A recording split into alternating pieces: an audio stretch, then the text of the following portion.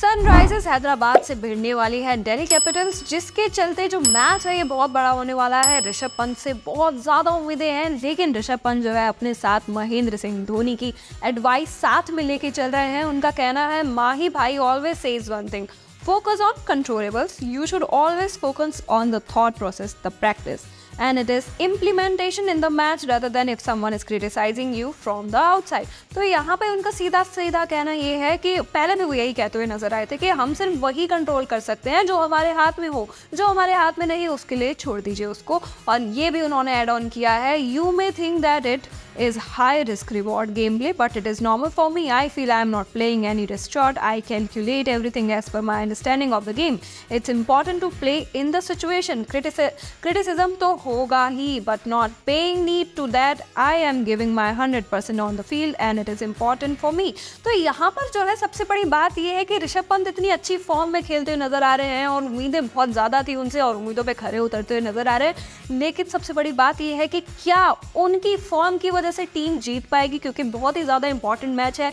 दिल्ली को अगर बने रहना है मुकाबले में तो एक भी मैच हार नहीं सकती। और मैं आपको बता दूं कि अगले फिक्सचर क्या है दिल्ली के, तो इसके बाद 24 अप्रैल को भिड़ने वाली है मुंबई इंडियंस के खिलाफ, उसके बाद 29 अप्रैल को भिड़ती हुई नजर आएगी केकेआर के खिलाफ, 7 मई को भिड़ने वाली है राजस्थान रॉयल्स के खिलाफ और 12 मई को आरसीबी के खिलाफ और उसके बाद 14 मई को भिड़ती हुई नजर आएगी लखनऊ सुपर जायंट्स के खिलाफ।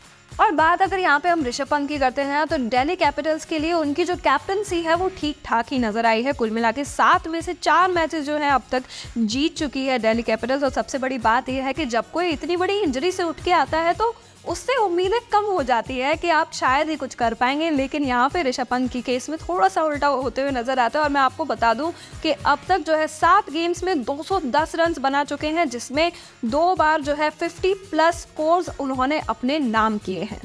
और बात यहाँ पे अगर हम महेंद्र सिंह धोनी की करते हैं तो हम सबको पता है कि ऋषभ पंत का जो कनेक्शन है महेंद्र सिंह धोनी के साथ वो बहुत ही ज़्यादा डीप एक कनेक्शन शेयर करते हैं। लेकिन सबसे बड़ा सवाल धोनी को लेकर खड़ा होता है कि जब भी चेन्नई अभी खेलते हुए नजर आती है, धोनी लोअर ऑर्डर में खेलते हुए नजर क्यों आते हैं। और इसके चलते सीएसके के हेड कोच है स्टीफन फ्लेमिंग, उनका कहना है, it is inspirational, his batting this season even in the nets has been very crisp and the team is not surprised to see what is he doing. His skill level during the pre-season was very high.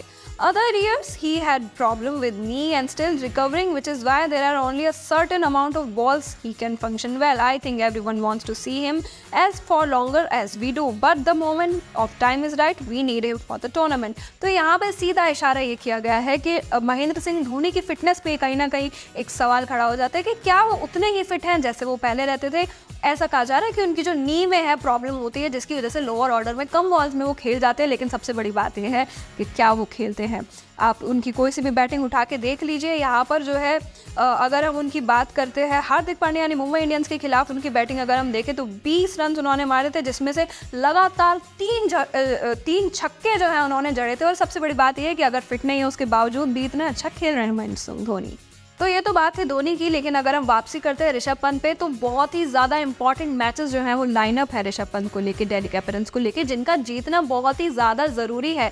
और team में जितने ups and downs देखने को मिल रहे हैं उसके बावजूद भी अगर जीतती है दिल्ली कैपिटल्स तो मुझे नहीं लगता कि रुकने वाली है, फाइनल्स में जा सकती है। मेरे हिसाब से अगर आने वाले सारे मैचेस जीतती है और कहीं ना कहीं चली भी जाएगी। आपको क्या लगता है, आप अपने कमेंट्स में बता सकते हैं और हमारे चैनल को सब्सक्राइब करना बिल्कुल मत भूलिए।